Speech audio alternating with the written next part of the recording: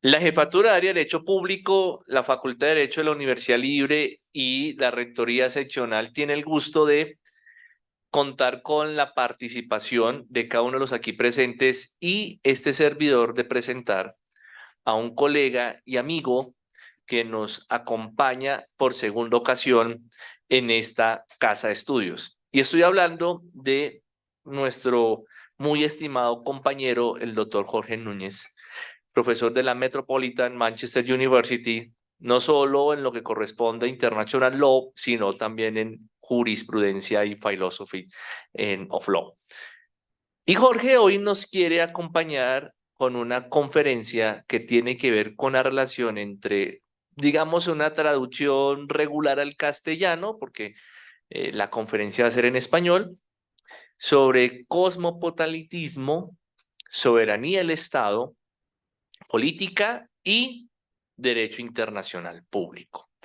Así que Jorge, de parte de nuestra Universidad Libre, extenderte también de nuevo el honor que nos da que nos acompañes el día de hoy y brindarte un fraternal saludo y por supuesto, no solo el auditorio aquí presente, sino los que nos acompañan a través del streaming, pues tendremos el gusto de que nos deleites con tu conferencia en la tarde-noche de hoy. Muchísimas gracias. Bueno, primero muchas gracias a todos ustedes por estar presentes, gracias a Colombia porque es la primera presentación en castellano que voy a hacer. De acá sigo para Lima, Lima, Brasil y Brasil, Argentina. Segundo y principal, más allá de la Casa de Altos Estudios acá en la Universidad Libre de Colombia, y no es por quedar bien, es porque es cierto, mi segunda vez. Muchísimas gracias por la organización. Yo mismo organizo eventos en otros países, incluso en Manchester, y sé los meses que lleva y el esfuerzo que lleva. Y tercero y principal, a mi amigo, el profesor doctor Eric Leiva, que nos conocemos. Yo pensé que hacía 6, 7 años, no, hace 10 años, como pasa el tiempo, porque, repito, lleva mucho esfuerzo.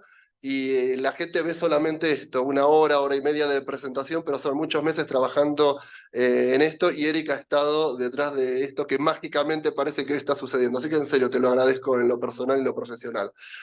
Bueno, gracias por estar presente porque esto no es una clase, sino que es una presentación y ninguno está obligado a estar. La idea es, voy a hablar de este que es mi más reciente libro, es el tercer libro de una colección de libros sobre soberanía. Hoy voy a hablar de una teoría, pero una teoría que está basada en casos reales. Mi libro anterior, que voy a hacer alusión después, esto es una pequeña introducción. El 2020 está basado en investigación en hechos que hoy justamente están en las noticias, entre ellos Malvinas, Cachemira, Palestina, Israel, Rusia, Ucrania, Crimea, Chipre, etcétera, etcétera, etcétera. O sea, lo que estamos viendo ahora no es que sepa más que ustedes o que los medios, pero ya lo veía venir. La guerra entre Rusia y Ucrania se veía venir, esto que está sucediendo en Palestina, Israel se veía venir, y tiene un poco que ver justamente con el derecho internacional público del que voy a hacer alusión. Sin embargo, también que es la propuesta que traigo hoy y en esta gira sobre este libro, el derecho por sí solo no va a poder solucionar este tipo de conflictos. Voy a tratar de ser lo más neutral posible, sin embargo, cuando tengamos, en mi exposición, ¿sí? Pero mi estilo es ser totalmente abierto. Coincidentemente empiezo con la Universidad Libre. Así que cuando tengamos las discusiones, si quieren hacer algún tipo de preguntas sobre casos reales, háganla, sea Palestina, sea Rusia, sea Ucrania, sea Chipre. O hace unas semanas estuve en una presentación vía streaming también para esta universidad, el caso, porque ustedes tienen un caso, tienen varios casos, por ejemplo el de la FARC, pero tienen un caso en particular que a mí me interesa, que son las islas Providencia, Santa Catarina y la población Raizal. Ese caso también estuvo en mi publicación del 2020 y va a ser parte de un futuro libro que tengo en el contrato, que es la cuarta etapa de mi investigación, disputas territoriales en las Américas. O sea que también podemos hablar del caso Colombia, Colombia-Nicaragua, Colombia-Caribe, etcétera, etcétera, etcétera. Bueno, este es mi nombre. Acá están mis datos, si quieren contactarme, que eso va a ser una invitación al final para aquellos que se quieran unir al proyecto del próximo libro, esto lo voy a reiterar.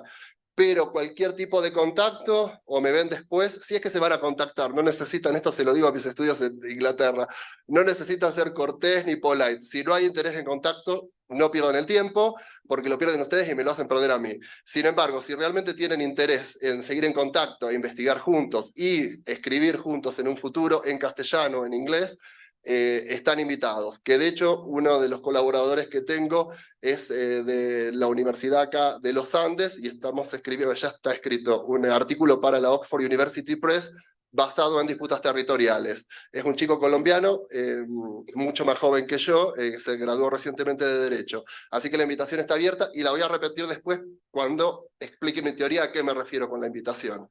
Así que los detalles, y si no recuerdan, Eric tiene mis detalles también. O la misma Mónica. Bueno, el tema de hoy. ¿Por qué investigo soberanía? Las pantallas, esto explico por qué en inglés. Porque la obra está en inglés, lo podría haber traducido, esto no tiene que ver con respeto o irrespeto, esto es simplemente, la obra está en inglés, entonces la idea es, he tenido la posibilidad anteriormente, tengo textos traducidos en ruso, en castellano, en otros idiomas. El tema es que si yo, no sé si es un error, he tenido la suerte de ser traducido por otras personas. Y cuando la traducción es literal, pierde el sentido. Entonces, por eso respeto el inglés, porque yo mismo voy a hacer la traducción, yo soy el autor. Ha sucedido, mi libro del 2017 lo he traducido y ahora está con la UNAR para ser publicado, está en internet en estos momentos. Pero he tenido traducciones por otras personas de mis mismos textos, y este tipo de presentaciones, como son tan controversiales, puede dar malinterpretación, una traducción mal hecha en lo literal, ¿sí? Sin intencionalidad. Entonces, por eso guardo en inglés, porque el texto está en inglés y es mi propia traducción en castellano. ¿Por qué? Voy a explicar, esta presentación tiene 3 etapas. La primera va a ser muy breve, porque el tema de cosmopolitanismo y soberanía. Hoy más que nunca. ¿Cuál es la situación? O sea, ¿qué nos dice, entre otras cosas, el derecho internacional público? ¿Por qué el derecho internacional público?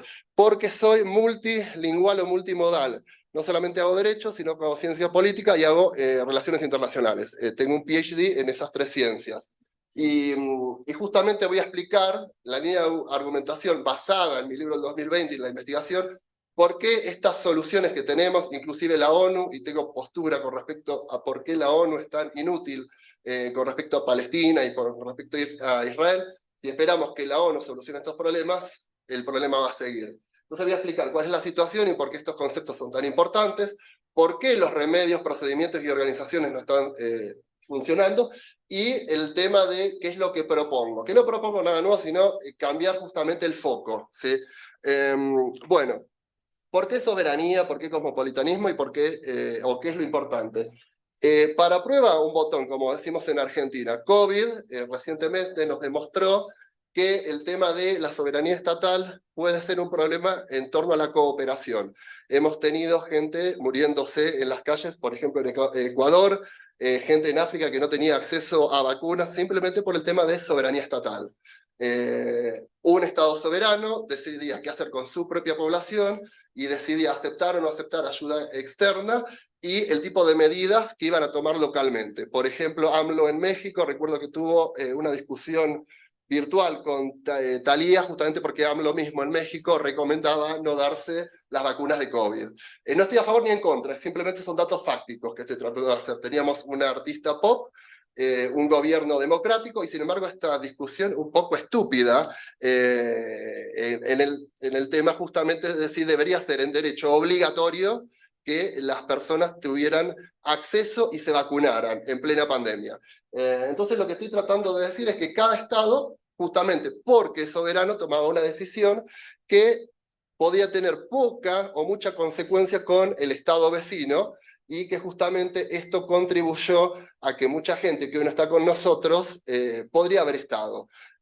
¿Por qué? Porque falta la idea de coordinar estas distintas entidades soberanas a nivel mundial. Existe un tipo de coordinación que también lo voy a explicar, pero no es suficiente, porque la ejecución de las medidas que decreten organizaciones como las Naciones Unidas, o en nuestro caso la OEA, no tienen lugar en la realidad si los estados soberanos dicen otra cosa, justamente por el concepto de soberanía. Ahora, la realidad, o esta nueva modernidad que se está hablando tanto, nos está mostrando que nuestro mundo, primero, está más globalizado que nunca, no solamente en lo virtual, en lo real. Ayer estaba en Manchester, hoy estoy en Bogotá. Y segundo, la pandemia ha trascendido los límites demarcados por nuestras jurisdicciones legales. Y tercero, nuestras poblaciones Bogotá es un ejemplo, Buenos Aires, no necesito irme a Inglaterra, son cosmopolitanistas, en el sentido, tenemos todas las religiones, todos los colores de piel, los géneros que se imaginen, ya no podemos hablar de ser binario o no binario, esto es más que claro, etcétera, etcétera, etcétera. Entonces, hoy el mundo es cosmopolitanista. El tema que justamente hay una tensión entre soberanía y cosmopolitanismo, porque tenemos gran diversidad por un lado, pero sin embargo, a nivel de derecho internacional, parece que todavía somos un gran rompecabezas. Dependiendo qué isla nos toque, podemos ser LGBT o no podemos ser LGBT. Podemos ser condenados o no condenados. Podemos tener acceso a vacunas o no podemos tener acceso a vacunas. Depende de la jurisdicción que nos encontremos. O sea, existe esta tensión entre lo que es el hecho, cosmopolitanismo alrededor del mundo, y lo que es el derecho definido a través de las jurisdicciones y la soberanía estatal. Mi particular interés, la teoría que voy a hablar y la forma de pensar puede ser aplicado a cualquier tipo de fenómeno. Mi particular interés, que es una investigación, ya tengo más de 20 años haciendo esto, tiene que ver con disputas territoriales, o sea que lo que voy a explicar lo aplico a disputas territoriales, ¿sí? Y lo que veo es que tenemos grandes rasgos en común, pese a diferencias en particular, y si hay preguntas las contestaré después, porque esta es la parte breve de la presentación, no voy a estar explicando todas estas, pero en las Américas tenemos disputas territoriales solucionadas, en vías de solución, que han sido solucionadas, pero sin embargo traen problemas, como por ejemplo el caso entre Nicaragua y Colombia, solucionado por la Corte Internacional de Justicia, que sin embargo todavía existen problemas, y el futuro próximo, Antártida, y el tema de que la soberanía está congelada, esto es el derecho internacional del Tratado Antártico, hoy no podemos discutir, y fue renovado por 50 años, como sabrán, no podemos discutir la soberanía. Este es un problema a corto plazo, mediano plazo, porque el tratado se va a vencer y tenemos que hablar de un recurso más importante que el petróleo, que es el agua. Y justamente estados soberanos como Estados Unidos, como Rusia, están interesados y tienen parte en la Antártida. Bueno, este tipo de disputas encuentro conexiones en otras disputas, como en Europa y Asia. No se imaginen que solamente las Américas. De hecho, somos el continente más pacífico en temas de disputas territoriales entre estados soberanos. Y hay un porqué somos más pacíficos. El mundo debería aprender de ciertas cosas, en particular de Latinoamérica. Y no es porque sea latinoamericano, es porque es un hecho. Podemos tener conflictos internos, como Venezuela, como ustedes con la FARC, etcétera, etcétera, como la hiperinflación en Argentina. Pero en el marco de disputas territoriales, nuestros países tienden a ser una zona pacífica. En comparación con Asia, con Medio Oriente, incluso con disputas territoriales en África, mismo Europa, Gibraltar, Irlanda del Norte, etcétera, ellos tienen disputas territoriales que nosotros las hemos solucionado hace bastante tiempo. Y de nuevo, mismas circunstancias en África. Esto tiene que ver con una ingeniería, que tampoco voy a explicar, salvo que haya una pregunta, pero hay una razón, una manipulación jurídica política que tiene que ver con ciertos enclaves en África, la forma en que fue distribuida la tierra en ese momento, jurídicamente, a través del concepto de soberanía.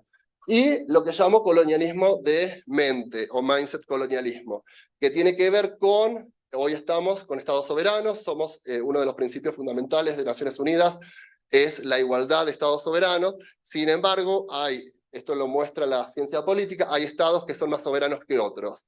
Esto no es para crucificar o criticar a ningún estado, son hechos fácticos, repito, porque acá esta presentación no es comunismo versus capitalismo, Estados Unidos siendo el villano, no es mi forma de pensar tampoco. ¿Sí? No es mi forma de pensar. El objetivo, y lo digo en Inglaterra también, no es pensar, cuando digo manipulación, no es pensar que el Reino Unido está detrás de todo esto, es entender por qué, las razones históricas para solucionarlos ahora. El objetivo no es criticar a nadie, ¿sí? Porque si no, no solucionamos nada, es lo que está pasando ahora en Palestina e Israel. Bueno, entonces, sintéticamente, la manera de, lo que hice fue, entre 2017, mis libros anteriores de 2020, la manera de abordar todas estas investigaciones, en disputas territoriales en particular, tomé distintos elementos de Malvinas, Cachemira, Crimea, el sudeste asiático, etcétera, Irlanda del Norte, hice una ficción que reúne los componentes de las principales disputas territoriales. Entonces tenemos tres partes, dos estados soberanos, ¿sí? Y es como hoy, unidimensionalmente, un abogado, un experto en relaciones internacionales, un experto en ciencias políticas, vería simplemente cualquiera de estas disputas. Palestina, Israel, Rusia, Ucrania, y la tercera población, los malvinenses, la gente en Gaza, la gente en Cachemira, etcétera, etcétera, etcétera, ¿sí? Entonces, generalmente la gente se va a focalizar en la religión, o el territorio, o la población. Y esto tiene por qué. Cuando digo gente, puede ser gente común, medios, o nosotros, expertos en derecho, o expertos en ciencias políticas, o cualquier otra disciplina. Nos abocamos a este tipo de entendimiento de estas disputas. Ahora, ¿cómo lo aborda el derecho? El derecho, por un lado, en el tema de filosofía jurídica y en el tema de lingüística jurídica, tenemos dos conceptos madres, el concepto de Estado y el concepto de soberanía. El concepto de Estado, brevemente, tenemos una definición estipulada en la Convención de acá de Montevideo del 33, coincidentemente en Latinoamérica se firmó, tres partes o elementos esenciales: población, territorio, gobierno. Esta es la definición clásica que cualquier abogado, me imagino que si hicieron Derecho Internacional Público, es la definición básica que se enseña desde Brasil hasta China, ¿sí? Ahora, mi investigación también me muestra que, de acuerdo a eso, cada Estado soberano va a definir estos tres componentes: población, territorio y gobierno, de acuerdo a su derecho. Vamos a suponer población.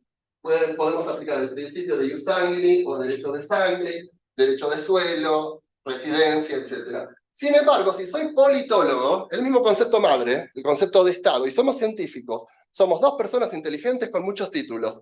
Sin embargo, esto es lingüística, utilizamos el concepto de manera diferente. Un politólogo va a empezar a pensar en población, si esta población es democrática o no democrática, etcétera, etcétera, etcétera. Lo mismo con cada uno de estos elementos. Por eso no es novedad que a ustedes, no sé si les pasará, si tienen la oportunidad cuando van a congresos, depende con quién hablen y de qué hablan, la arista o el ángulo que van a tomar cuando están hablando de una disputa. Porque tiene que ver con la base epistemológica, cómo entienden y cómo definen cualquier tipo de fenómeno. Si tengo una orientación más política, basada en ciencias políticas, voy a entender los mismos conceptos de una manera distinta. Esto tiene consecuencias. ¿Por qué? Porque si soy un abogado, y esto lo habrán estudiado en filosofía del derecho, derecho internacional público, etc., todas las teorías, esto es Kelsen, esto es Hart, etc., todas las teorías estatales van a tener que ver principalmente con el territorio, ¿sí? Por eso los principios recuerdan esto primer año de derecho: tierra nullius o res communis, ¿sí? Los indígenas, los nativos en Latinoamérica, cuando vinieron los conquistadores, ¿eran personas en derecho o no eran personas en derecho? No eran, por supuesto, para los españoles, jurídicamente hablando, ¿sí? Entonces, la tierra la podrían reclamar. Este es el conflicto que tenemos hoy en Malvinas, ¿sí? Si Malvinas había población o no, si Malvinas era tierra nullius o res communis, es lo que va a venir en la Antártida, es lo que va a venir a futuro en otro. Bueno, todas las posiciones de los abogados o juristas tienen que ver con un elemento. Cuando Estado tiene tres elementos: territorio, población y gobierno. Ahora, si soy un politólogo, el politólogo va a centrarse en otros dos elementos. Siempre la tensión entre gente o pueblo y gobierno. Los mismos conceptos, distintas concepciones. Entonces es por eso que un politólogo va a decir, bueno, sí puede ser res communis, o puede haber una teoría que él señala, pero de todas maneras acá vamos a aplicar derechos humanos. ¿Por qué? Porque soy marxista, ¿sí? O porque soy liberal, o porque... Y aún que el señano no le va a interesar aplicar este tipo de ideas, porque no tienen nada que ver con el derecho, ¿sí? Entonces, este tipo de disputas en conceptos básicos, como el Estado, imagínense conceptos más abstractos o situaciones particulares con respecto a Palestina, con respecto a Israel, con respecto a Rusia. Estoy hablando de conceptos básicos para empezar a hablar de estos conflictos. Lo mismo sucede con el concepto de soberanía, pero un poquito más complicado. ¿Por qué? Porque al menos con el concepto de Estado tenemos una definición estipulada en derecho. Soberanía no tenemos ninguna estipulación. ¿Sí? No hay una definición en derecho internacional público de soberanía. Hay varias definiciones.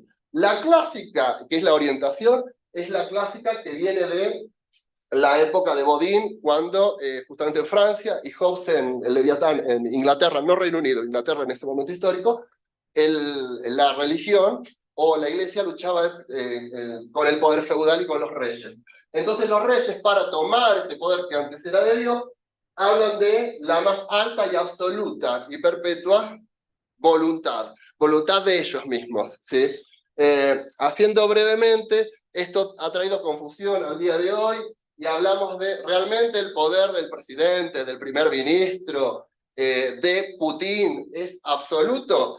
Por eso cuando Putin dice, y no lo defiendo, es entender, he estado haciendo investigación con colegas rusos por más de 10 años, y justamente mis colegas rusos son de San Petersburgo, donde Putin hizo la carrera. Putin es abogado, por si no saben. No defiendo a Putin, es entender cómo piensa la gente, cómo piensa él en derecho. Cuando él habla, han salido entrevistas y él habla en las noticias, o somos una colonia o somos un Estado soberano. Es la manera de pensar, para usted sería Kelsen, es la manera verticalista, no digo que sea correcta o errónea, es la manera verticalista de un jurista, de pensar en autoridades a niveles, ¿sí? O soy el supremo creador de derecho en esta tierra, o no lo soy. Si hay alguien superior a mí, quiere decir que no soy supremo, quiere decir que no soy soberano. Esa es la manera de pensar de los colegas rusos. Repito, no es defenderlo, es un hecho jurídico, no un hecho ni siquiera fáctico, y es la manera que ellos estudian derecho al día de hoy, no en la época de Putin solamente. Entonces, cuando Putin habla de absoluto, en realidad lo que Putin está haciendo es hablar de esta idea que él señala de pirámide o de niveles, para usar el mismo lenguaje, es hablar de simplemente niveles, está hablando del nivel superior, ¿sí? El gobierno ruso es superior para ese territorio y para esa población, ¿sí? Pero repito, tenemos después la postura británica, y acá subrayo lo que dije anteriormente, no critico a los británicos, es una manera distinta de pensar, ¿sí? Ellos tienen una posición más egalitaria, ¿sí? En el sentido de que, por su misma historia, si bien el rey, en este momento, hasta el año pasado la reina, pero falleció, es el soberano, la combinación es parlamento y rey. Es otra la funcionalidad, ¿sí? Y se limitan recíprocamente, rey y parlamento, o reina y parlamento. ¿Por qué? Porque es un Estado soberano distinto al de Rusia. Pero repito, esto me ha llevado a investigar el Reino Unido, me ha llevado a investigar Rusia. Mismos conceptos, Estado, soberanía, aplicados de distintas formas por gente inteligente con títulos, abogados o politólogos, ¿sí? Bueno, un poco lo que quiero decir, todos estos conceptos, cuando dicen la soberanía es culpable de tantas muertes por COVID, o la soberanía es culpable porque Putin hace lo que quiere en Rusia, o en, Israel está haciendo estragos en Gaza. No tiene que ver con esto, tiene que ver con la elección de cómo interpretamos soberanía, como cooperación o como dominación. ¿Qué nos dice? Esto es un poco lo conceptual, ¿sí? Repito. ¿Qué sucede? ¿Qué sucedió con COVID? ¿Cuáles son las disputas territoriales? ¿Qué dice el derecho en lo lingüístico? Los conceptos madres. Ahora, ¿y qué dice el derecho internacional público con respecto a cómo lidiar con estas disputas territoriales? Básico, vamos a Naciones Unidas. Primero empiezo por el contexto internacional global, después voy a lo particular, por ejemplo, la OEA en nuestro caso. Pero ¿qué dice? Bueno, en la Carta de Naciones Unidas tenemos varios artículos, hay varios casos que acá cito algunos, pero ¿para qué citar si están en las noticias todos los días? Y la Carta de Naciones Unidas desde la década del 40 y desde el preámbulo, distintas resoluciones de la Asamblea General de Naciones Unidas, nos dice claramente que cuando tenemos un conflicto entre estados soberanos o alguna población, existe siempre la posibilidad de lidiar en este conflicto pacíficamente. Esa es la base primordial de Naciones Unidas. Cualquier tipo de interrelación entre partes debe ser a nivel internacional pacífica y permanente. Sin embargo, existen dos excepciones solamente. La autodefensa, que si hay alguna pregunta la discutíamos con ¿qué es autodefensa en derecho internacional? Y de nuevo, podemos ir a Israel si realmente está en autodefensa o no, Hamas, etc. No lo voy a discutir ahora, si quieren lo discutimos entre las preguntas y respuestas. Y la otra, el Consejo de Seguridad de Naciones Unidas, actuar colectivamente. Ambas tienen problemas, porque evidentemente, no voy a hablar de autodefensa para no caer en el caso de Palestina e Israel, porque si no puede ser toda la presentación con respecto a Palestina e Israel. Voy a hablar simplemente del caso acá, para poner el ejemplo práctico del Consejo de Seguridad, evidentemente inútil de acuerdo a el poder de veto legal, es un poder legal que tienen 5 países todavía, 2023, en un mundo en que supuestamente existe el principio de igualdad soberana entre Estados, un principio legal, pero hay 5 países que se vetan recíprocamente y por esa razón no hay intervención en Crimea, por esa razón no hay intervención en Gaza, por esa razón no hay intervención en... ¿sí? Sin embargo, estos mismos países pueden intervenir a través de ellos mismos o de sus armas, entre comillas, legales, como por ejemplo la OTAN. ¿sí? Estados Unidos ha sido muy claro cuando ha querido ir por el Consejo de Seguridad y Rusia ha vetado, ha utilizado la OTAN. ¿sí? Países como Argentina, países como Brasil, países como Colombia no tienen acceso a este tipo de... Entonces, lo interesante es ver que tenemos remedios, tenemos el articulado, la gente dice Naciones Unidas no puede hacer nada. Sí puede, existe el articulado. El tema es cómo efectivizarlo. ¿Hay más? Sí, además de Naciones Unidas y de estos artículos que dije, obviamente los órganos en particular, que no los voy a explicar, esto no es una clase de Derecho Internacional Público, es simplemente para mostrarles a ustedes. Existe un menú muy rico para solucionar Palestina, Cachemira. ¿Por qué no se soluciona? Y no solamente a nivel global, tenemos después lo que llamo el derecho internacional particular. No lo llamo regional, ¿por qué? Porque, por ejemplo, la OTAN no es regional, no responde a una región. Por eso en bibliografía a veces habla de derecho internacional regional. No estoy de acuerdo porque existen organizaciones internacionales que no respetan regiones, ¿sí? Es derecho internacional particular. ¿Particular por qué? Por una razón o por una región. OTAN tiene que ver con una razón, no una región, ¿sí? Y después tenemos el Consejo Europeo, la Unión Europea, en nuestro caso la Organización de Estados Americanos, etcétera, etcétera, etcétera. No voy a caer en la cuenta, repito, en explicar cada uno de estos, ni siquiera lo hago cuando hago en las clases en la maestría de Derecho Internacional Público, pero sintéticamente replican, copian y pegan la Carta de Naciones Unidas, el articulado específico de la autodefensa y de los remedios. ¿A qué llamo remedios? Los clasifico en bilaterales, unilaterales y multilaterales. Bueno, existe un menú de remedios que tienen que ver con el articulado de Naciones Unidas o de cualquiera de estas organizaciones de derecho internacional particular, mediación, arbitraje, etcétera, etcétera, etcétera, que pueden concluir con un tratado de paz que puede garantizar a una tercera parte la independencia a través de la autodeterminación, a una tercera parte el codominio, a una tercera parte la fórmula Hong Kong, a una tercera parte la fórmula Antártica, etcétera, etcétera, etcétera. O sea, lo que trato de decir con esta presentación brevemente es que tenemos conceptos madres definidos de distinta manera, de acuerdo a la disciplina. Tenemos en nuestra disciplina en particular una serie de organismos a nivel internacional, global y particular, una serie de procedimientos como mediación, como arbitraje, etcétera, etcétera, etcétera, y tenemos una serie de remedios como la fórmula Hong Kong, como la fórmula Antártica, como la fórmula de la independencia, etcétera, etcétera, etcétera, para solucionar conflictos soberanos. El menú está ahí. Ahora, ¿por qué no funcionan estos? Y es lo que estoy tratando de explicar con esta obra. Repito, toda mi investigación ha sido basada en casos reales, ¿sí? Ahora, la pregunta sigue en pie y luego de la pandemia la crisis se ha manifestado globalmente. O sea, no ha sido la pandemia, la crisis continúa y hay hechos particulares en donde la crisis se ha incrementado. Hablo solamente de 2 ejemplos para no estar hablando de Afganistán, de Siria o incluso Kosovo después del proceso de reconstrucción, ¿sí? Repito, hablo de Palestina y hablo de Israel porque estamos en las noticias hoy. Hablo de Rusia y Crimea, pero hay muchos más ejemplos. Malvinas sigue en disputa. Ustedes, Nicaragua y Colombia, con las Islas Providencia, etcétera, etcétera, etcétera. O sea, hablo de estos 2 casos simplemente porque hoy están en las noticias. Pero mañana van a tener otros casos en las noticias como Cachemira. Lo estaba hablando con un alumno de Cachemira. Hoy Cachemira no está en las noticias porque hoy el agua no es un recurso necesario. Hoy el petróleo es necesario. Pero en unos años, lo mismo que vemos en Palestina, a menos que cambiemos la forma de pensarlo, vamos a ver en otros países como Cachemira. Cachemira es la región, hablo de países como Pakistán con armamento nuclear. Y la India, o lo vamos a ver muy prontamente, calculo en los próximos 50, 100 años en la Antártida, ¿sí? Si no cambiamos el tipo de visión. Hoy lo vemos en Palestina e Israel por razones obvias, o en Rusia, y tiene que ver con nuestro momento histórico en la evolución humana, y hoy necesitamos petróleo, hoy necesitamos gas, hoy necesitamos ciertos recursos naturales. Esto es mucho más complejo que Hamas, esto es mucho más complejo que lo que vemos en las noticias. Y repito, si no cambiamos nuestra forma de pensar, nos espera un mundo. Yo soy un positivista, le hablaba con él.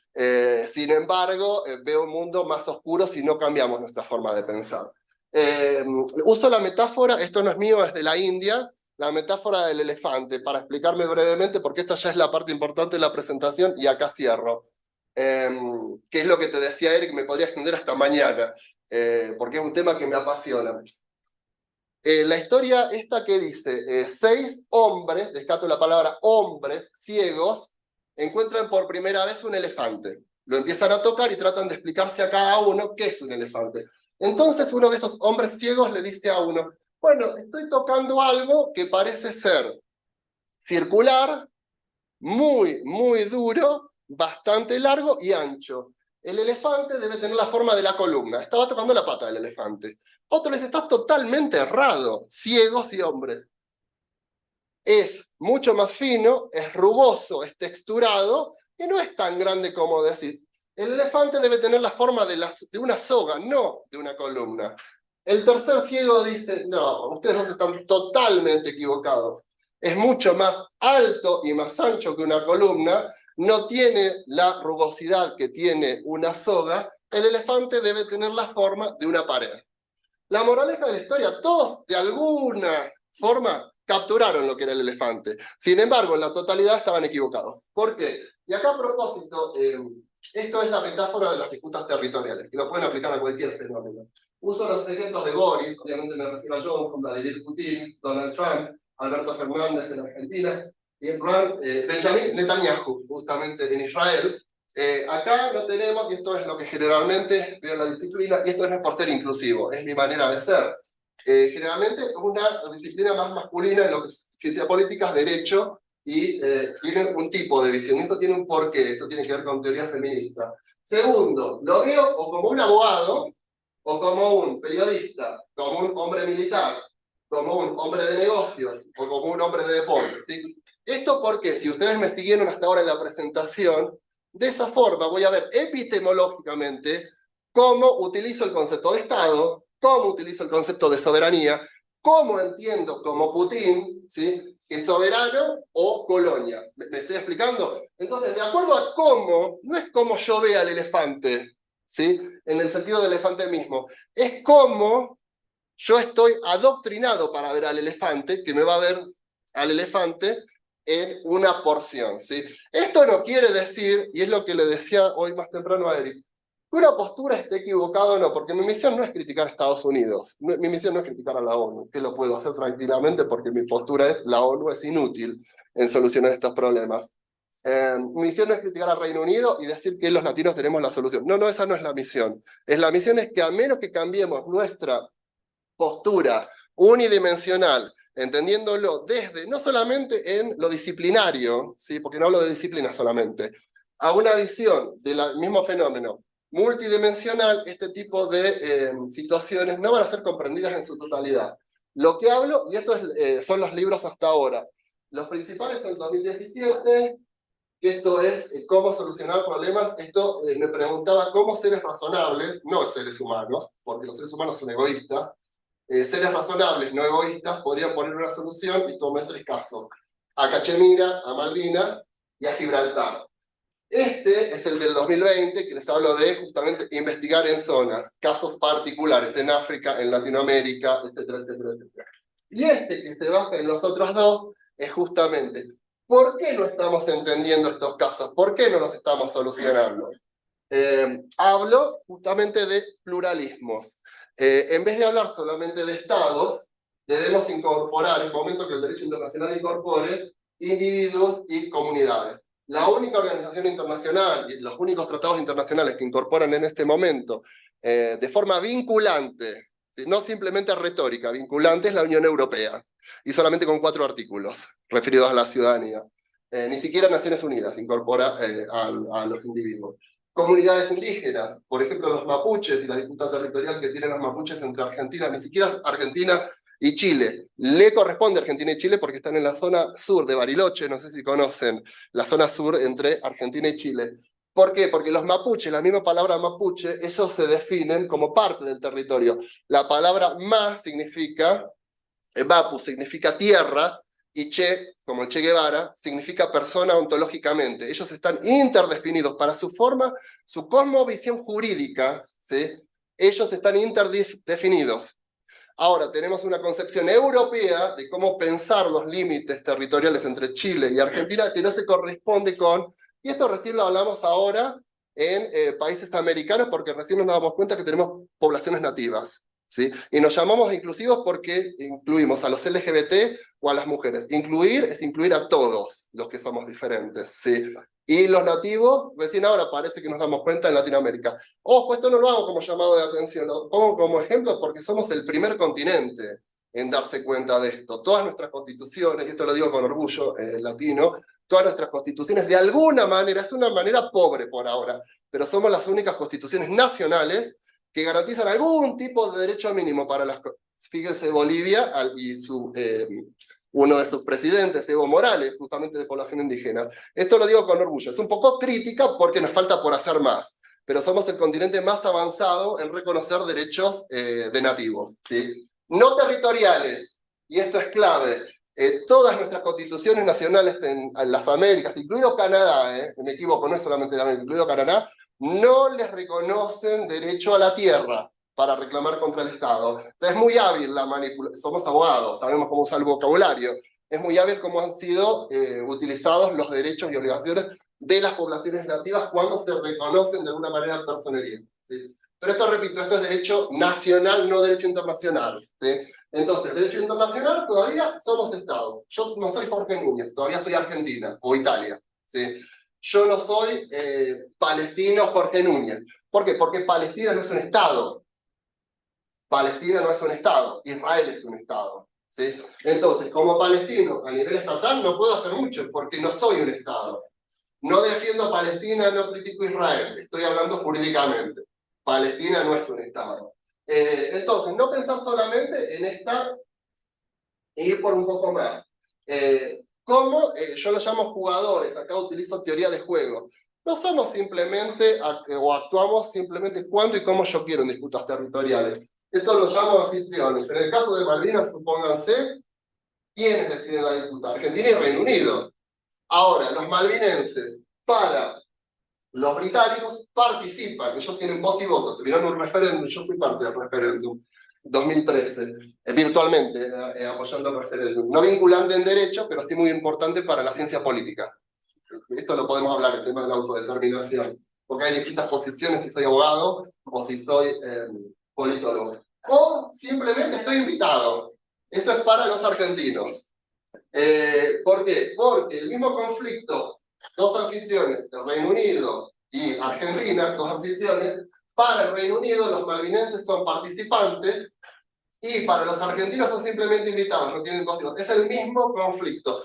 Esto es jurídico, ¿sí? Jurídicamente, ¿por qué se cree que este caso, como tantos otros, no van a la Corte Internacional de Justicia? Porque nos tenemos que poner de acuerdo qué partes van a ir a la Corte Internacional de Justicia. Esto es derecho internacional público 1. ¿Sí? No podemos, la Corte Internacional de Justicia no puede tomar decisiones vinculantes a menos que las partes sometan el caso, ¿sí? La Corte Internacional de Justicia no puede tomar decisiones vinculantes con partes que no son del caso, ¿sí? O que no han traído el caso. Esto creo que es derecho internacional público básico. Entonces, justamente lo que habla, acá hay un juego de cómo o en qué capacidad puedo participar, que a veces puedo elegir si yo soy quien crea el conflicto, el anfitrión, o no puedo elegir porque va a depender de si la parte que creó el conflicto o que lo mantiene.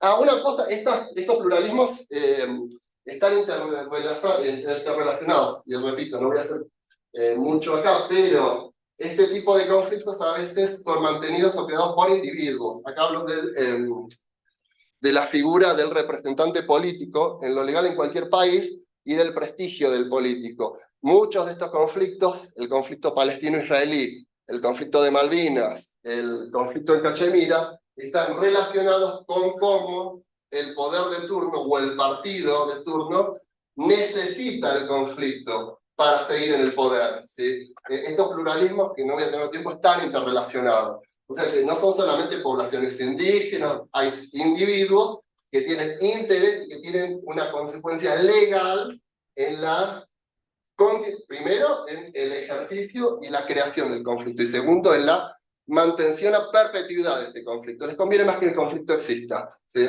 Bueno, voy un poco para atrás. Ahora, el contexto.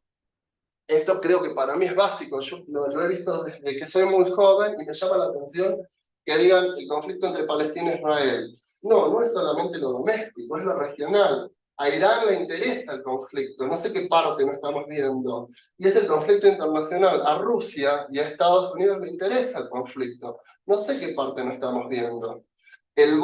Otro de los casos, el límite entre México y Estados Unidos. No es el límite entre México y Estados Unidos, es el límite entre Latinoamérica y Estados Unidos. ¿Sí? No sé qué parte, cuando la gente piensa así, no se entiende. Yo creo que hay gente más inteligente, que yo no tengo el IQ mucho más alto que la gente normal. Sin embargo, creo que es importante hacer notar que estos no son solamente las partes que vemos en las noticias.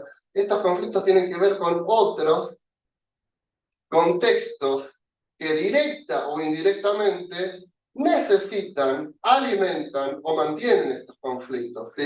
Esto tiene que ver con consecuencias en lo jurídico. ¿Por qué? Porque después vamos a esas partes a través de democráticamente elegidos Asamblea Internacional de Naciones Unidas o el Consejo de Seguridad no democráticamente elegido, y pretendemos que ellos nos den la solución, cuando globalmente tienen un interés, ¿sí?, en ese tipo de conflicto.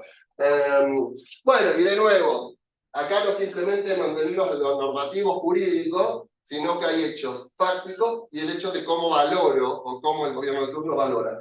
Cuando hablo de normativo, justamente utilizo esta palabra a propósito, no utilizo la palabra legal. Acá traje justamente dos ejemplos, traje el Torá, la Biblia y el Corán, porque es parte de mi investigación. La gente usa lo normativo religioso para decir, esto tiene que ver porque son musulmanes, esto tiene que ver porque son judíos. Eso es una gran mentira y manipulación. Los LGBT son perseguidos por la Iglesia Católica. Lean la Biblia. Lean la Biblia. Los LGBT son perseguidos por el Islam. Que los musulmanes lean el Corán. ¿Sí? Esto tiene que ver con mi visión de vida también, no solamente como profesor, sino con la manipulación de que hemos sido objetos. Las religiones no son los responsables, es la forma en que estos ejes normativos han sido manipulados por muchas generaciones para crear y perpetuar conflictos. Pero no esto no es el Corán, no es el Torá, no es... puede ir a Buda también, porque también... y no Buda a través de sus discípulos, Buda por Buda. De esto lo puedo hablar con otras religiones también, que es parte de mi investigación. Lo normativo religioso, lo normativo moral, lo normativo legal. Por eso utilizo la palabra norma, ¿sí? Porque hay otros ejes normativos, no solamente legales, que tienen directa e indirecta repercusión en estos conflictos y que son manipulados muy hábilmente bueno, y de nuevo, tipo de objetos, acá, ¿qué función tiene Alá en inmolar a mis chicos o a mis jóvenes y usarlos como escudos humanos? ¿Qué función tiene la cultura de cómo veo el derecho? Etcétera, etcétera, etcétera. Repito, esto es mucho más complejo, que sí después lo vemos en cómo lo manifestamos en el derecho, ¿sí? Pero no simplemente pensar que con el derecho estamos, primero, abordando el entendimiento de esa disputa y segundo, tratar de solucionarla. Esa es una situación simplista que hasta un chico puede ver que no es tan sencillo. Entonces, y acá termino 5 minutos más, ¿está bien? Ya no hablo de soluciones, simplemente del estudio. Un estudio solamente legal, qué ingenuo. Un estudio solamente político, qué ingenuo. O un estudio solamente científico, porque yo tengo 7 títulos y siempre se lo digo a mis alumnos para hacer un punto. Y el más grande es el doctorado en Manchester, en la Universidad de Manchester. Justamente por eso, para decirle, el título no te habilita nada. El título no te habilita nada. Esto tiene que ver justamente para hacer este punto. Que por más títulos, por más cargo, por más background que tengamos, esto no se soluciona con una simple disciplina. Esto se soluciona justamente con entender que hay factores racionales que están incluidos en nuestras disciplinas, cómo defino el Estado, cómo defino la soberanía, qué remedios tengo, porque necesitamos expertos en derecho internacional público, y no se equivoquen, no estoy en contra de ellos, ¿sí? Pero necesitamos entender que hay aspectos no racionales que tienen que ver con aspectos metafísicos, Alá, Dios, sigo el Torá, sigo la Biblia, sigo el Corán, qué tipo de interpretación. aspectos como el nacionalismo, como la pasión por las grandes pasiones. Hay dos pasiones que es uno de los tantos ejemplos que podría poner, pero me voy a dar el gusto porque soy argentino. Hay dos pasiones que unifican a los argentinos. Una es el fútbol, la otra es Malvinas. Es parte de nuestro ADN. ¿Sí? Esto no tiene que ver con el derecho y lo racional, esto no tiene que ver con... Y esto ha sido manipulado, pero hace 17 años que vivo en el Reino Unido. Pero lo interesante de mi historia de vida es que en el Reino Unido ha sido manipulado también. En la década del 80, gracias a que perdimos la guerra, mi primo peleó en la guerra, después falleció en la guerra de Malvinas. Gracias a que perdimos la guerra, tuvimos la democracia al año siguiente. Gracias a que ellos ganaron la guerra, Margaret Thatcher estaba destruyendo la economía en el noroeste. Yo vivo en Manchester. La gente la detesta a Margaret Thatcher al día de hoy, en el noroeste. Sin embargo, y ella perdía las elecciones. Sin embargo, ella ganó la guerra. Ella, digo porque ganó el Reino Unido, pero ella era la representante, la primer ministra. Ganó 2 términos más consecutivamente gracias a esta guerra. ¿Sí? Y esto tiene que ver con no cuán buen político era o cuán mal políticos eran los militares en Argentina o Margaret Thatcher en el Reino Unido. No con el derecho en el Reino Unido o el derecho en Argentina o el derecho internacional vigente. Esto tiene que ver con factores no racionales, con nacionalismo. ¿Sí? Entonces, este primer cartón de estas 3 partes, 2 estados soberanos y la tercera población dentro de la disputa, es mucho más compleja. ¿Sí? Repito, uso la metáfora, que esta metáfora es simplemente para, y uso casos que analicé en el 2020, es simplemente para unificar criterios, porque es un libro, trato de traer la obra justamente para que sea útil para Cachemira, como para Malvinas, como para Providencia y Santa Catalina, etc. Esto no son solamente 3 partes, sino que tenemos también regionales e internacionales con intereses, con distintos roles, distintos contextos, distintas áreas culturales, metafísicas, etc. Parte de ello es justamente lo que hacemos en derecho. Entonces lo que propongo justamente es no descartar lo que tenemos. Por eso cuando hablaba hoy con él, no es estar en contra del modelo europeo o del modelo de cómo definimos soberanía. Porfa, esto de que estamos hablando de las... está muy en boga en el Reino Unido, y seguramente acá también, de las teorías decoloniales, y dejar de lado la europea. Vamos a reinventar la rueda. Sinceramente, quien les diga eso está tratando de promocionar algún libro, o está tratando de promocionarse en su propio cargo, o pobre, no sabe que se va a morir esa persona, y el ego no le va a servir de mucho. Lo que estoy tratando de decir es que cambiemos un poquito la forma de pensar y démonos cuenta que esto es mucho más que... Entonces lo que propongo es simplemente no ir en contra de, sino justamente tener una visión más integradora. Y hablo justamente, ¿cómo se entienden estos pluralismos? Lo que propongo, la gente común, con IQ común, ve dimensionalmente. El abogado común ve en forma vertical u horizontal. O soy Putin y veo al superior y al inferior, o soy Naciones Unidas y veo horizontalmente principio de igualdad soberana, todos iguales, o a veces, perpendicularmente, sí puede ser un híbrido, dependiendo si uso ciencias políticas, derecho, etc. Pero es mucho más que eso. Y lo llamo, esto es una clasificación tentativa, hay mucho más. Repito, esto tiene que ver con el word count del libro, con contratos. Pero hay también dimensiones no lineales, cómo entender estos fenómenos. Por ejemplo, para no hablar de todo, a veces son autorreferidos. Estas disputas que parecen ser creadas por una contraparte, son creadas por nosotros mismos y nuestros propios gobiernos. Hagámonos cargo, son mantenidas por nuestros propios gobiernos, ¿sí? Manipulando la forma de interpretar el derecho internacional público, o el derecho local, o el derecho regional. ¿Sí? Porque el derecho es un medio. Podemos hablar de que es una disciplina científica, totalmente de acuerdo. Podemos hablar que no es una ciencia, totalmente de acuerdo, no tengo problema en eso, es una ciencia o no. Pero el tema sí que es una técnica, ¿sí? O es un medio para. Y en este caso puede ser un medio para brindar la paz o para crear conflicto. Y ha sido utilizado como arma autorreferida para crear conflicto y perpetuar conflicto. Repito, caso Rusia, caso Palestina, pero cualquiera de los casos que se puedan imaginar. Bueno, no voy a hablar de esto. Esta plantilla es simplemente la forma de concluir el libro, que no lo voy a hacer en esta presentación. Lo que propongo justamente es que, y esto no lo vamos a ver nosotros, la idea de este derecho universal y la pluralidad, entonces propongo una vía de solucionar justamente tantos valores, porque vamos a tener oligarquías, vamos a tener autarquías, vamos a tener anarquismo, vamos a tener estados liberales y no liberales. Incluso, pongo el ejemplo, en estados democráticos aún tenemos pena de muerte, ¿sí? Pese a que somos estados liberales y democráticos. O sea, tenemos de todo en el contexto legal internacional. Entonces, ¿cómo hacer para solucionar este cosmopolitarismo legal? Y propongo una vía de solución que lo llamo derecho universal, ¿sí? Pero esto no es parte de la presentación, porque me pareció interesante más hacer hincapié en la... Esto simplemente es parte de mi conclusión en el libro, que no voy a hacer hincapié hoy. Y finalmente, para cerrar esto, las dos plantillas finales.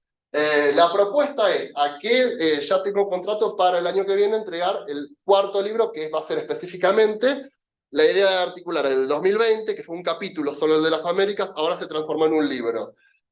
Vamos a publicar con Hilbert, que es una lástima que no vino hoy, colaborador de los Andes, un capítulo en un libro con Oxford University Press sobre disputas territoriales en las Américas. Y justamente ahora el próximo libro va a ser un libro singular sobre disputas territoriales en las Américas. Entonces aquella persona que se quiera sumar al proyecto, yo ya tengo escritos, van a ser 10 capítulos, ya tengo escritos los primeros 4 capítulos, y no tengo problema en compartirlo. Sin embargo, es una invitación abierta, ¿sí? Obviamente soy el autor, ustedes totalmente como colaboradores, y se los reconoce.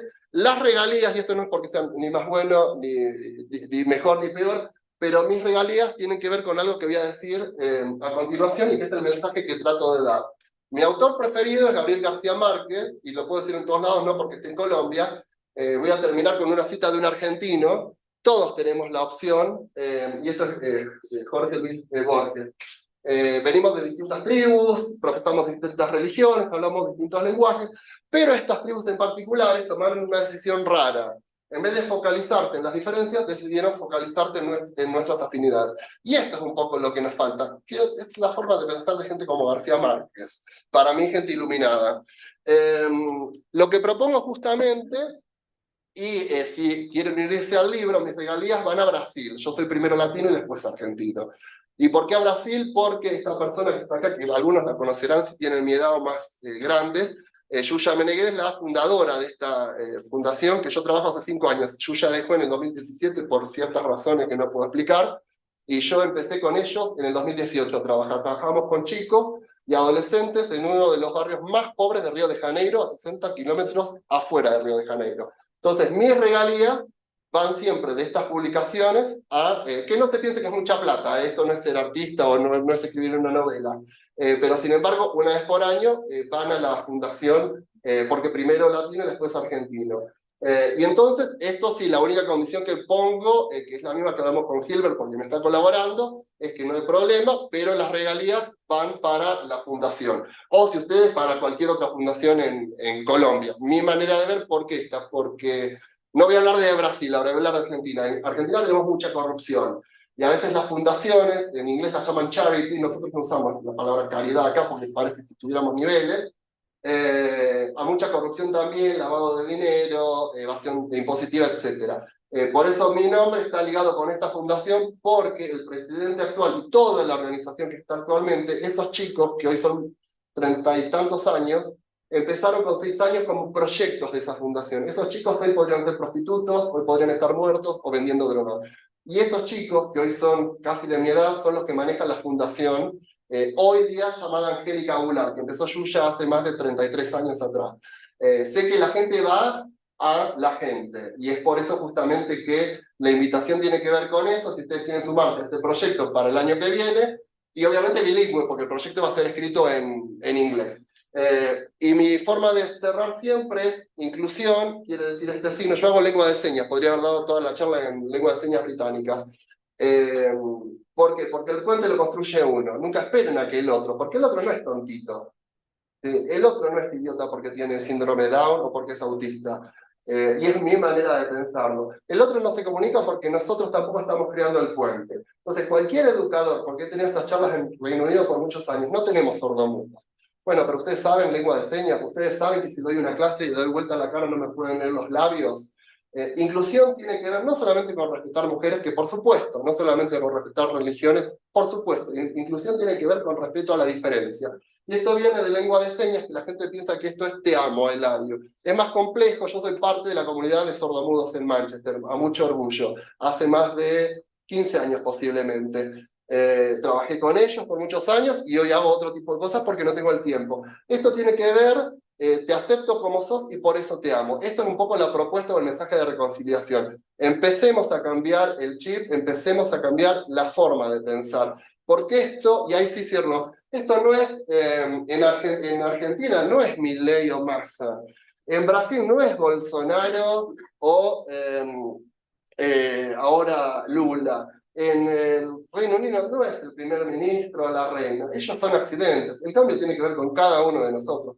Nuestros gobiernos no van a hacer el cambio. Esto ya se los digo y se los digo a mis alumnos de China, de Rusia o de Cachemira. Y no creo en revolución de fuerza, creo en revoluciones intelectuales. Es gran momento y la pandemia fue, creo, si ustedes creen en Dios, un mensaje de Dios, si ustedes creen en la vida, un mensaje de la vida, despiértense, porque el tiempo está pasando y a menos que nosotros cambiemos cosas, en Colombia, no como colombianos, como latinos, en Argentina, no como argentinos. Y esto no estoy tratando de ser comunista, ni populista, ni bolivariano, ni sanmartiriano. Es la forma de que siempre he tenido de pensar. México solo contra Estados Unidos no puede hacer nada. Argentina sola contra el Reino Unido o contra otros poderes con respecto a la Antártica no puede hacer nada. Brasil no puede hacer nada. Y ustedes peleándose con Nicaragua por unas islas cuando podría ser un paraíso fiscal. Ustedes son abogados, ustedes van a ser abogados muy prontamente, ojalá que trabajen en la justicia, que trabajen en el Parlamento, traten de cambiar las cosas y empezar a pensar en colaborar, porque la clave para otro tipo, y esto no es ser esperanzador ni vender pececitos de colores, esto es una realidad, el cambio tiene que ver con nosotros. Así que bueno, muchas gracias, no es mamá, no es papá, no es el presidente, son ustedes, somos nosotros, el cambio tiene que ver con nosotros. Muchísimas gracias.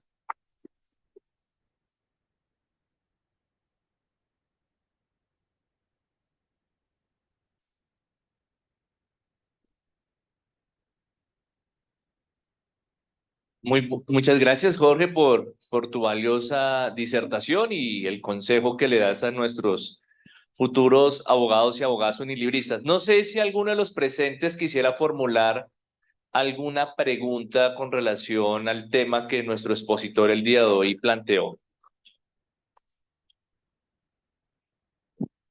O cualquier pregunta general, es mi manera de trabajar también. Lo que sí voy a bajar para las preguntas. Bueno, muchas gracias, profesor Jorge. No uso Sí, título, Jorge solamente. Con mi alumno también soy Jorge. Doctor Jorge lo hago a propósito de una manera cómica porque no, doctor Núñez, por favor. Soy Jorge. Gracias, Jorge.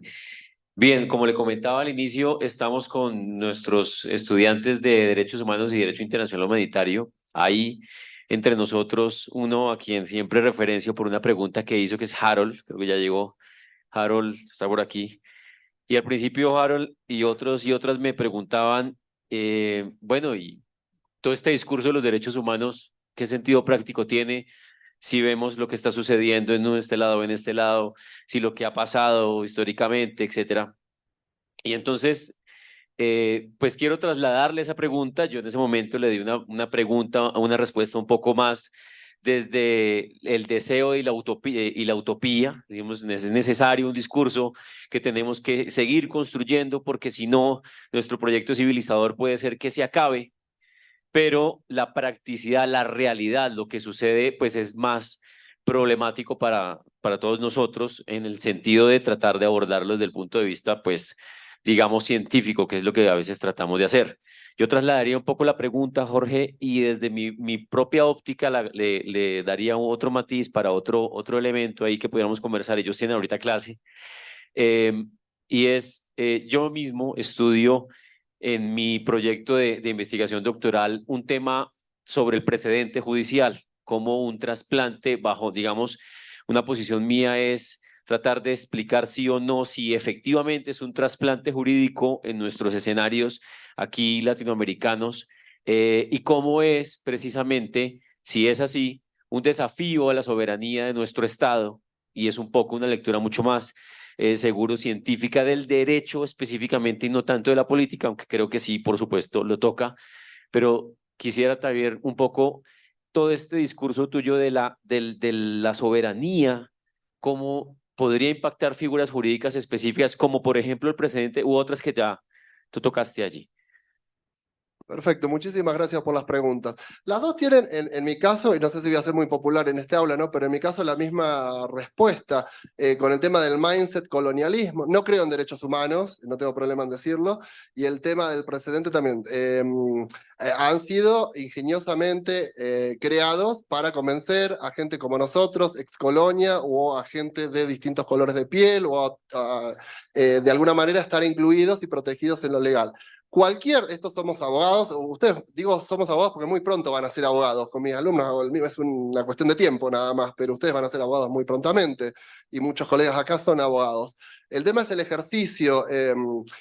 Voy a hablar un ejemplo práctico de derechos humanos. Cuando la gente hablaba de, la primera etapa, la más fuerte del COVID, de que tengamos que lavarnos las manos y tengamos que vacunarnos. Y les decía el ejemplo de Brasil. El tema es que sí, incluso la Constitución de Brasil habla de derecho a agua, habla de derechos básicos, derechos humanos básicos. Pero el tema no es el derecho normativo en lenguaje implantado en una Constitución nacional o en alguna ley o en algún otro tipo de norma jurídica. El tema es el acceso a. Entonces, a menos que cambiemos de nuevo la forma de pensar y no seamos tan... Sí, a mí me gusta la utopía, me encanta leer temas utópicos, me encanta Disney, siempre lo hablo con mis alumnos en la pantalla grande y en la pantalla chica, pero la realidad es otra cosa. Entonces nosotros como abogados, y principalmente nosotros como abogados que tenemos varios años, yo tengo casi 50 años, 47 años, creo que tenemos una misión que es justamente decirle a nuestros alumnos, a menos que hagamos algo, que articulemos esas normas en lo real, brindando acceso real a esos derechos humanos son una mentira. Y lo mismo con el presidente. Luego, sí, el precedente debería ser tomado, esto no me voy a tomar la atribución porque ustedes son otro pueblo y no conozco tanto el tema del precedente y la influencia. Sí puedo hablar del ejemplo argentino, porque tuvimos la misma discusión hace unos años. El precedente es en principio no vinculante, tanto en las provincias argentinas como en la nación. Sin embargo, ha tenido un gran impacto anglosajón, y ha tenido una gran influencia por seguir. Debería hacerse, lamentablemente, y esto no lo digo peyorativo con respecto al precedente, sino en respuesta a tu pregunta. Lamentablemente, si no cambiamos nuestra forma de pensar y seguimos pensándonos directa o indirectamente como colonia, vamos a continuar tomando híbridos y de alguna forma adaptarlos a lo que ya es nuestro, que tiene que ver con nuestra idiosincrasia latinoamericana, de acomodar. Acomodamos religiones, no vamos a acomodar derechos. Acomodamos a Guadalupe en México con la Virgen María, y me explico. Ahora, es nuestra manera de... ¿Es correcto o incorrecto? Es un hecho. Yo analizo hechos. Lo que sí creo que es, de nuevo, primero una discusión intelectualmente un poco inútil. ¿Por qué? Porque derechos humanos tiene que ver, para mí, la única forma de verlos de alguna manera con algún tipo de valor es hacerlos reales. Reales no solamente en Colombia, reales en Brasil, reales en Argentina. Y con respecto al precedente, es exactamente la misma respuesta, simplemente más acabada y más acotada a lo que son precedentes judiciales. ¿Puede servir? ¿Puede no servir? Esa no es la pregunta, es ¿por qué necesitamos copiar? ¿Por qué necesitamos copiar? Ustedes tienen una gran particularidad, siguen gente como Alexi, sus mismas cortes siguen a Robert Alexi. Me gusta mucho leer a Robert Alexi, y no necesitamos precedentes, estamos siguiendo la forma de pensar de un autor jurídicamente reconocido, no a nivel global, porque en Inglaterra no conocen a Alexi. Vamos a decir las cosas como hoy hablábamos con Erika. A mí me gusta mucho Kelsen, pero Kelsen no ha logrado entrar en Inglaterra, en el Reino Unido, no digo en Inglaterra, y en los países anglosajones. Sin embargo, ustedes han tomado, no es el presidente, no es recursos humanos, es nuestra forma de, ¿por qué no tenemos? Y tuve el placer de tener mesas redondas antes del externado sobre Kelsen, y porque el externado está haciendo ahora mesas redondas sobre Kelsen, por eso hago la salvedad, y nosotros ya lo hicimos antes.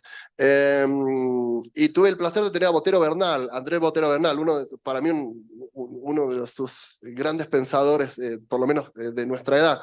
Y justamente él hablaba de que nosotros como latinos, se refirió al caso colombiano, pero lo coincidente que teníamos expositores brasileños, argentinos, chilenos, etcétera, como nosotros los latinos, por eso, y latinas, tenemos mucha capacidad para comentar el precedente, comentar derechos humanos, comentar Kelsen, pero poca creatividad. No es que no tengamos creatividad, es que no nos animamos a tener la voz. El día que Latinoamérica se levante, y esto no soy populista, quiero aclararlo, el día que Latinoamérica se levante, Latinoamérica va a ser quien se merece ser. Entonces, volviendo a vos, necesitamos precedente, y esto te devuelvo la pregunta. ¿Necesita Colombia seguir ese...? En Argentina no funcionó. En Argentina lo mismo con juicios de jurados, y es el día de hoy que todavía siguen discutiendo si necesitamos juicios, porque es un artículo de nuestra Constitución original. No sé si ustedes tienen este tipo de discusiones. 2023, y todavía seguimos discutiendo si necesitamos juicios de jurados. No somos Inglaterra. No critico a Inglaterra, por favor. Inglaterra está acá y acá, ¿sí? Repito, mi manera de pensar no es criticar sí aprender, pero realmente necesitamos copiar. Entonces, dejemos de comentar, comenzamos a creer, porque esta gente joven, a ver, alguien tiene que ser creativo acá. Me imagino que dentro de tantos cerebros y tantas mentes, alguien tiene... A ver, García Márquez no fue un accidente, quiero creer, en Colombia. ¿Sí? Animémonos, pero eso ya tiene que ver con nosotros individualmente y nosotros como pueblo. ¿Por qué? Porque si no, los derechos humanos van a ser manipulados y van a seguir continuando. Bueno, acá les doy el nuevo derecho al agua. Ahora en países nórdicos, ya se los digo porque está pasando, vamos a tener muy pronto derecho a Internet. Derecho a Internet, cuando hay gente que no tiene acceso a agua y a un techo. Pero bueno, es lo que se viene. Derecho, la semana pasada estuve en Liverpool, tengo una organización que justamente uno de los logos, Juris Nord, no es mía, somos 9 universidades.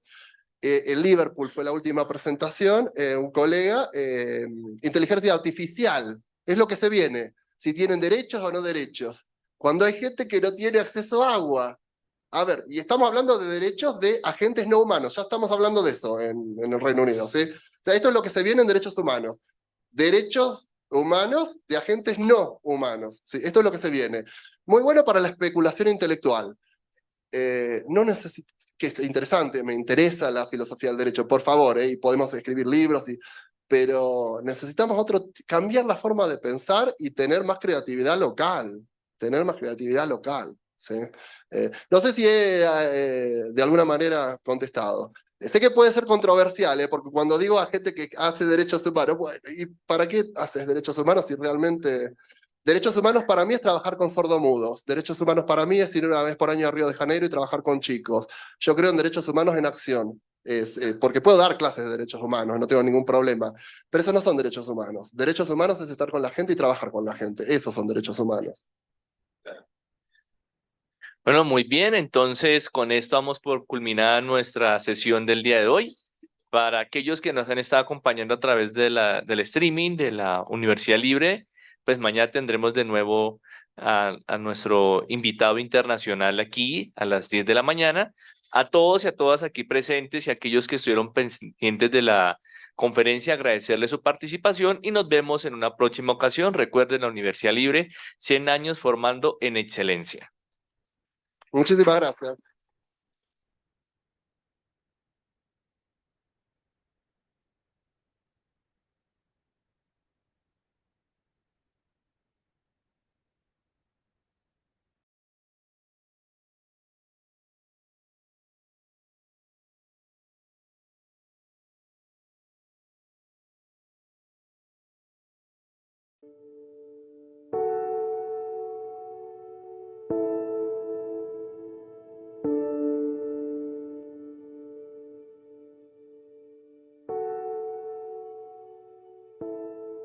Busco la libertad, porque mi aspiración a ella siempre será diferente en cada etapa de mi vida. Porque mi criterio va cambiando según mi conocimiento. Decidí entrar a la Universidad Libre para adquirir las herramientas necesarias para poder realizar mis sueños.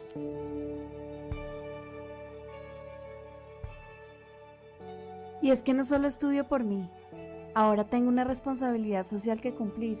Entre más aprendo, más puedo contribuir en la solución de los problemas que aquejan a nuestra sociedad. La libertad es más que un pensamiento individualista. es formar parte de un crecimiento colectivo en función de la igualdad, la justicia social, el pluralismo y la autonomía. Busco ser libre para transformar realidades, para ayudar desde mi área de conocimiento a quienes lo necesitan. Me gusta pensar que todo proyecto ha empezado con un sueño, que todas las grandes cosas que se han hecho a lo largo de la historia empezaron desde un pensamiento libre.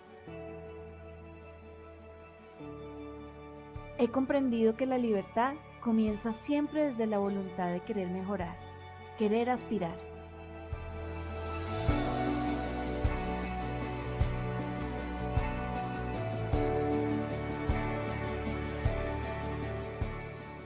Mi universidad me reta constantemente, me abre nuevos caminos y horizontes que cambian mi percepción del mundo y que de alguna forma u otra me vuelven más crítica y a la vez más humana.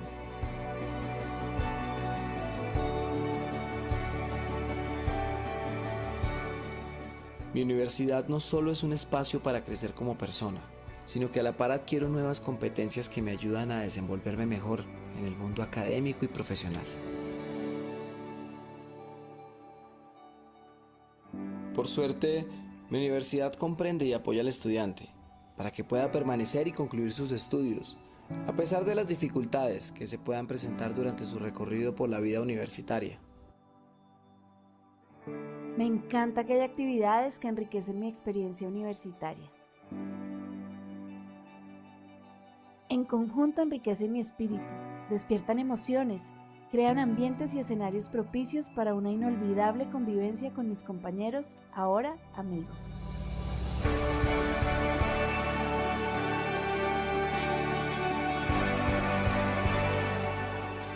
Para mí, el paso por la universidad es un camino con grandes descubrimientos. Entre más aprendo, me voy dando cuenta que todo está interconectado, que mis acciones, como las de todos, sí hacen la diferencia.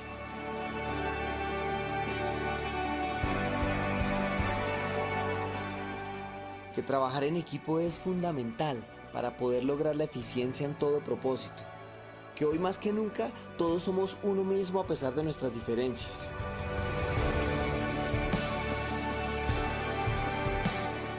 Busco una universidad con experiencia y respaldo, que me ofrezca herramientas para desarrollarme como persona y como profesional. Un proyecto social hecho universidad. La Universidad Libre abre sus puertas a todos los que buscamos ser libres para realizar nuestros sueños, a todos los que buscamos la justicia social y la verdad, a todos los que buscamos la libertad para realizar nuestros propósitos con esfuerzo y dedicación.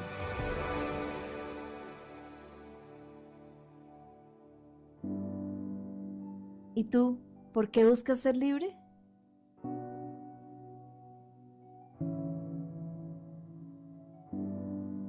Universidad Libre, una filosofía social hecha universidad.